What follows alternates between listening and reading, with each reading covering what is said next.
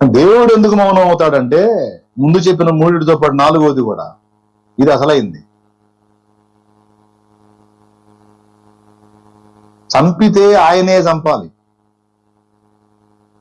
చంపితే ఆయనే చంపాలి.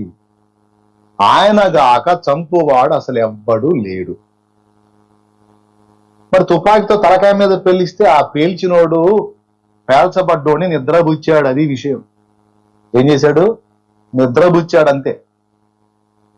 ఆ నిద్రను మేల్కాంచి మళ్ళీ తిరిగి లేపగల శక్తి నా దేవునికి ఉంది. దేవునికి మహిమ కలుగునుగా.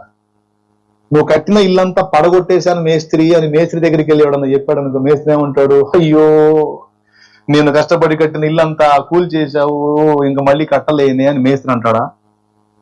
ఏమంటాడు మేస్త్రి? మరి ఎవరే జఫా 100 సార్లు కూల్చిన 101వ మళ్ళా కట్టగలనురా నేను దాన్ని. దేవునికి స్తోత్రం కలుగును గాక. కాబట్టి ఇప్పుడు ఎవరినైనా చంపితే దేవుని లెక్క ప్రకారం వాళ్ళు ఆ వ్యక్తిని నిద్రపుచ్చారు. చంపినట్టు కాదు, చంపేది దేవుడే. అబ్బాయిని చంపటం అంటే ఏంటో తెలుసా? రెండవ మరణమునకు అప్పగించుట. అది అసలు చంపటం అంటే. రెండవ మరణం అంటే నిత్య నరకాగ్నికి అప్పగించుట. అది నాశనం చేయటం అంటే. అది ఎవడు చేస్తాడు? సైతాన్ చేస్తాడా? ఆత్మ చంపనేరగ దేహమునే చంపువానికి భయపడకుడి కానీ ఆత్మను దేహముతో కలిపి నరకములో నశింపజేయగల వానికి మిక్కిలి భయపడుడి అన్నా.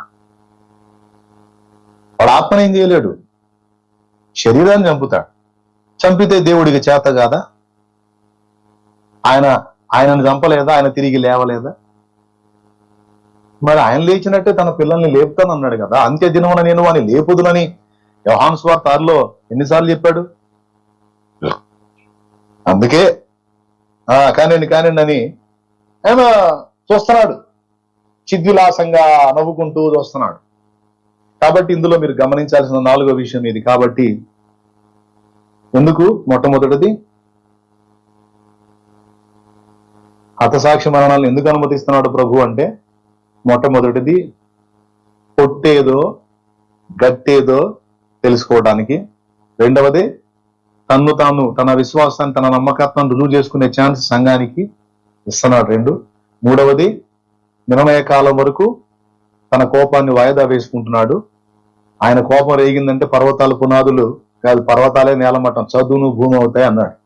4వది వీళ్ళు ఎంతమందిని చంపినా ఆ బాడీలని తిరిగి మహిమతో లేపగలిగిన దమ్ము నా దేవుడి